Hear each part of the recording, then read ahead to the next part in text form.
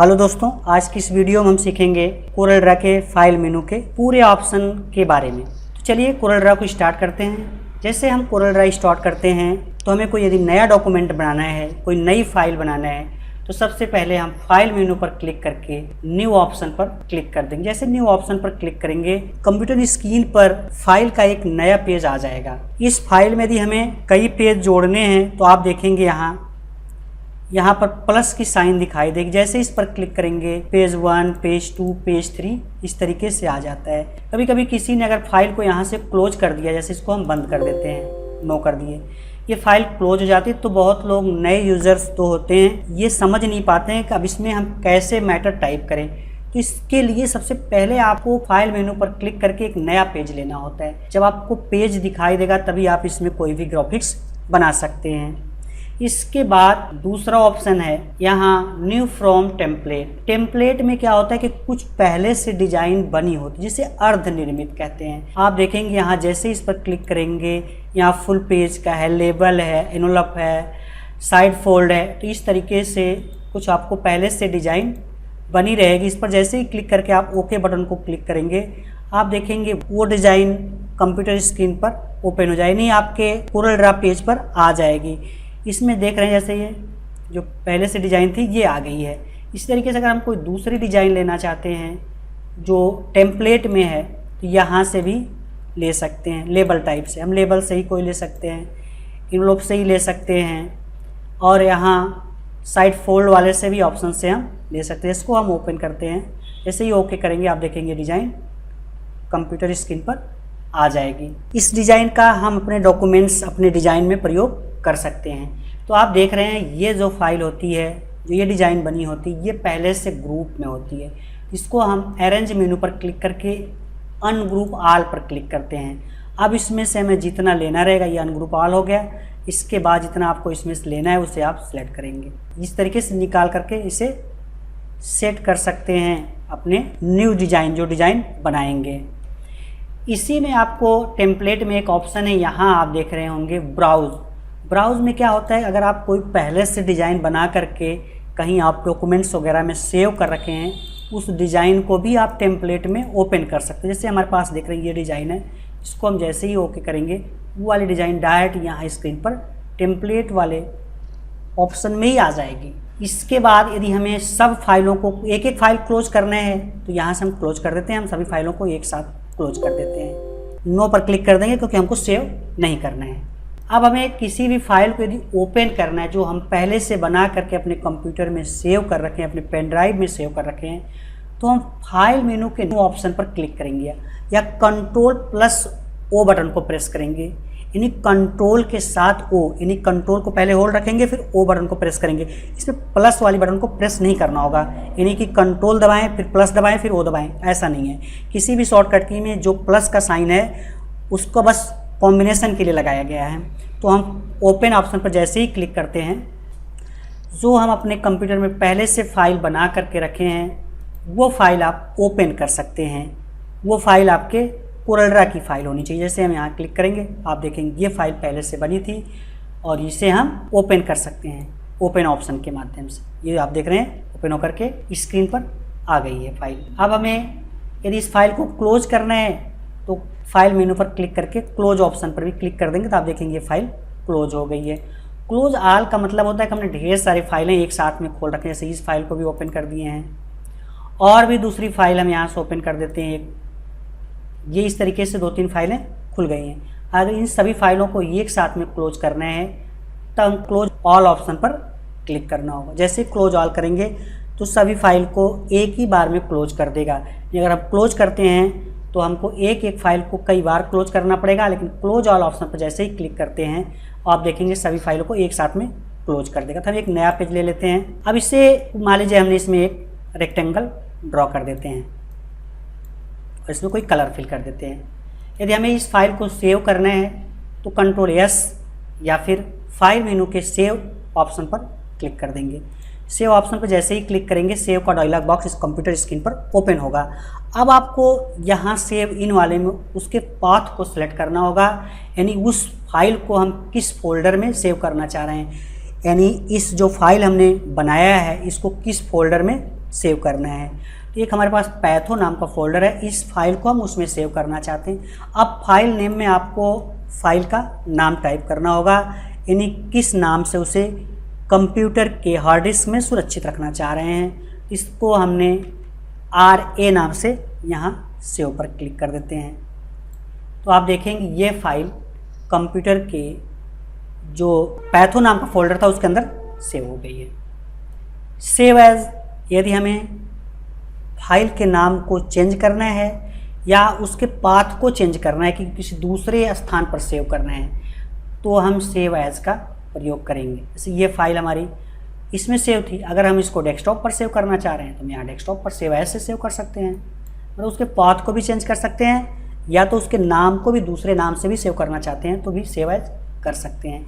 इसकी शॉर्टकट की आप लोग देख रहे होंगे, यहाँ लिखा है Ctrl+Shift+S, Ctrl+Shift+S से इसे सेव कर सकते हैं। इसके बाद आप देखे होंगे इसमें एक रिवर्ट ऑप्शन है। रिवर्ट का मतलब ये होता है कि जब हम कोई फाइल सेव किए हैं और उसके बाद उसमें कोई चेंजिंग कर देते हैं, तो उसको पहले जैसा करने के लिए, फिर वापस लाने के लिए हमको करना पड़ेगा रिवर्ट। तो जैसे हम इस जो रेक्टेंगल बनाए थे इसको यहाँ पर रख देते हैं। अब जैसे ही हम इसको रिवर्ट करेंगे, इसका जो भी मेन स्थान है, इसको ओके करने के लिए बोल रहे, जैसे ही ओके करेंगे वो वहाँ आ जाएगा। कभी कभी ऐसा होता है कि हम कोई मैटर बना रहे हैं और गलती से उसमें कोई जो टेक्स्ट है या ऑब्जेक्ट है वो इधर उधर मूव हो गया है, तो हमको बार बार Ctrl+Z दबाने से अच्छा है कि कई बार आपको Ctrl+Z दबा करके हम उसको करेंगे, या Ctrl+Z की लिमिट ख़त्म हो गई है तो आपको करना होगा रिवर्ट। जैसे ही रिवर्ट पर क्लिक करेंगे वो ऑटोमेटिक जैसे पहले सेव करके रखे थे सेम वैसे ही आ जाएगा। एक फ़ाइल हम और ओपन करके इसमें दिखा दे रहे हैं ताकि आपको समझ में आ जाए। ये वाली फ़ाइल देख रहे हैं, ये पहले से सेव है, इसमें से हमने इस मैटर को इधर उधर देख रहे हैं डिस्टर्ब कर दिए हैं, ये हो गया। अब अगर हम रिवर्ट करते हैं, यहाँ है रिवर्ट ऑप्शन और यहाँ से ओके कर देंगे तो सभी ऑब्जेक्ट को जैसे पहले था उसी तरीके से ला करके सेट कर देगा। नेक्स्ट ऑप्शन है एक्वायर इमेज।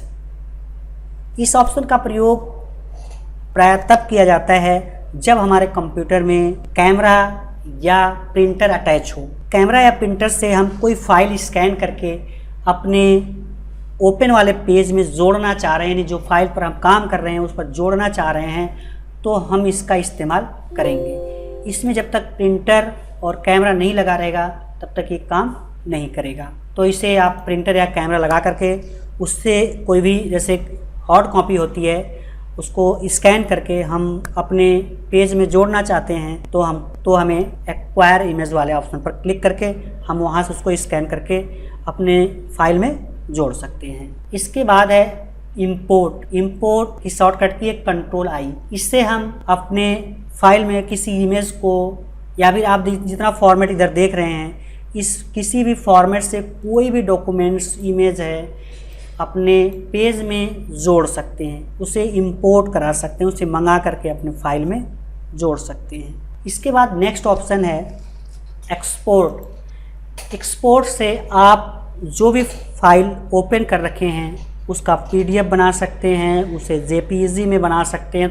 जैसे आप देख रहे हैं, या तो इसको इमेज फाइल बना दे रहे हैं, इसको PSD फाइल बना सकते हैं। इसमें जितने भी आपको सेव एज टाइप में ऑप्शन दिख रहे हैं उसमें आप एक्सपोर्ट कर सकते हैं। जैसे DOC फाइल में भी इसको एक्सपोर्ट कर सकते हैं। इसको हम JPEG फाइल में एक्सपोर्ट कर रहे हैं, नहीं वॉलपेपर में एक्सपोर्ट करके दिखा रहे हैं। इसको डेस्कटॉप पर ही आपको देखिए यहाँ से एक्सपोर्ट कर देते हैं। इसकी साइज वगैरह आपको यहाँ मांगेगा, जो भी सेट करना है कर सकते हैं।